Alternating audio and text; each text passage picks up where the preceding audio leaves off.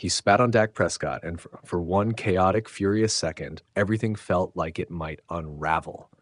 You could hear it on the replay. A tiny motion, a flash of anger, and then the stadium inhaled. Jalen Carter's spit wasn't loud. It didn't need to be. It was loud enough. It landed him an ejection, a $57,222 fine, and a reminder that in pro sports, the smallest gestures are often the most expensive. Here's what actually happened and why it matters. Carter was tossed before the first offensive snap of the season opener after an altercation that ended with him spitting on Dak Prescott. The league's ruling clarified the immediate consequence: ejection from that game, which the NFL is treating as the equivalent of a one-game suspension plus the fine we just mentioned.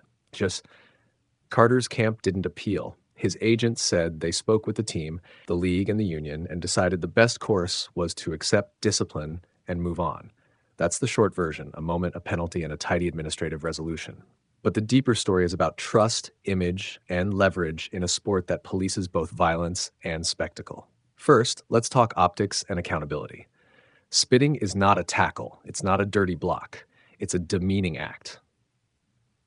A primal gesture that crosses a line most teams and fans agree shouldn't be crossed. The NFL's decision to fine Carter and let the ejection stand as a suspension is a deliberate balance.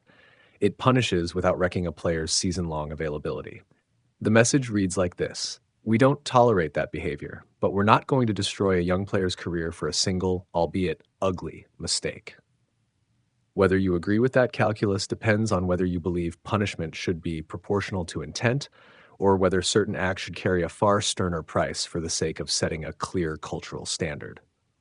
Second, there's the team-level calculus. Philadelphia lost its best defensive player for that opener, a meaningful subtraction in a division where every snap can be a playoff-turning moment. Yet the Eagles won 24-20 without Carter. That fact complicates the moralizing. On the one hand, it suggests Philadelphia's roster depth and coaching can absorb turbulence.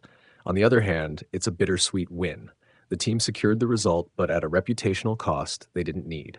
Jerry Jones's blunt reaction, "there's no place for that," was less about theatrical outrage and more about a front office reality check. Teams pay top dollar for trustworthy behavior as much as they do for on-field production. Losing a key defender to a moment of immaturity can swing the narrative about discipline inside a locker room, and owners notice. Third, consider Carter himself. He's 24, young, and already looked like a foundational piece of that defense. His immediate public reaction, owning the mistake and promising it won't happen again, is the right immediate PR move. Acceptance of responsibility buys you credibility if it's followed by real behavioral change. But the ledger doesn't close with an apology. Fans and teammates will watch how he behaves in small settings, how he handles trash talk, how he manages provocation, whether he shows up for counseling or team-led accountability programs. The NFL is less interested in theatrical apologies than it is in honest, consistent repair. For Carter, the real work starts now. Rebuild trust one practice, one meeting, and one on-field snap at a time. Fourth, we should think about precedent and consistency. The league's handling, a fine plus the ejection as suspension, sits somewhere between mercy and message. Compare that to other incidents in NFL history where the punishment varied widely based on context and star power. The optics of consistency matter because players notice who gets punished and how. If a young player receives a relatively moderate penalty while a veteran gets hammered for a similar act, locker room calculus changes. That's why the NFL's message must be both fair and seen to be fair.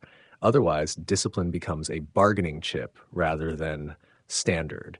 There's also a tactical wrinkle. Spitting is dumb from a purely strategic angle. You don't want to cost your team a player over a cheap moment.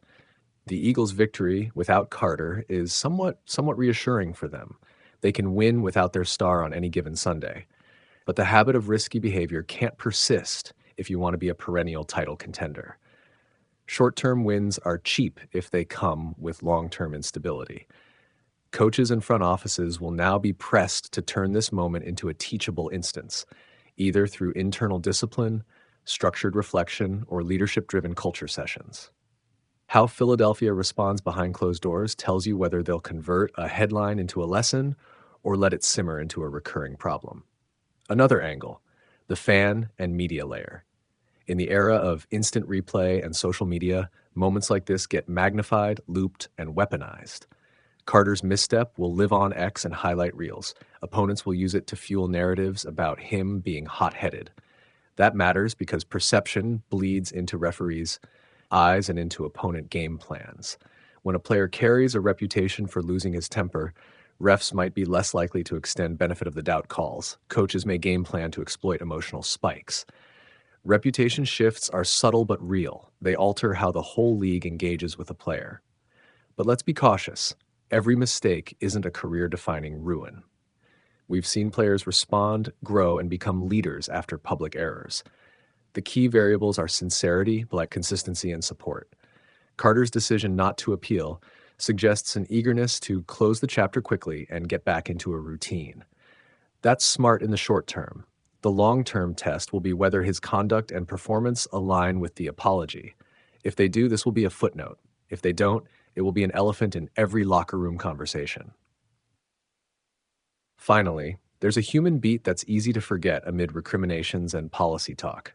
These are 20-somethings playing an insanely high-pressure game in front of millions. Heat-of-the-moment acts happen. The league must enforce standards, teams must manage culture, and players must grow into the responsibilities that come with elite status. Carter publicly said he felt bad for teammates and fans. That might be true, but he also owes them more than regret. He owes them a pattern of behavior that proves this was a single, ugly moment, not a recurring character trait. So what's the blunt takeaway you can drop into a thread or a barstool debate? The NFL punished Jalen Carter firmly but not destructively. A fine, the ejected is 1-game suspension, and no appeal. The Eagles won their opener, but the incident costs trust and will demand repair. For Carter, the path forward is clear. Own it, learn, and let performance and behavior rebuild the currency he spent in a split second. For the league, it's another reminder that modern player conduct isn't just about the big hits or the highlight plays. It's about micro acts that shape locker room culture and public trust. If you want one line to remember, keep this. In football, the cost of a moment's disrespect is immediate, measurable, and rarely worth what it buys you.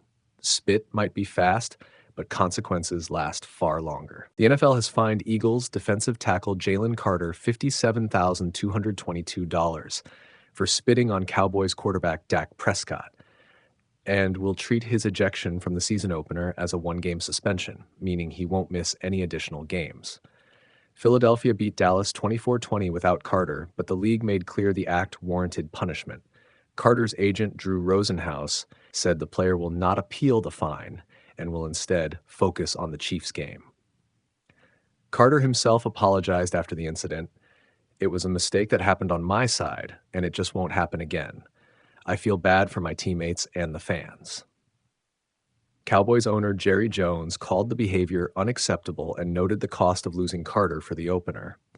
That is their best defensive player that got to sit that game out. That's as strong as it gets on deterring that kind of behavior. Carter is expected to return to action in Week 2 when the Eagles face the Kansas City Chiefs.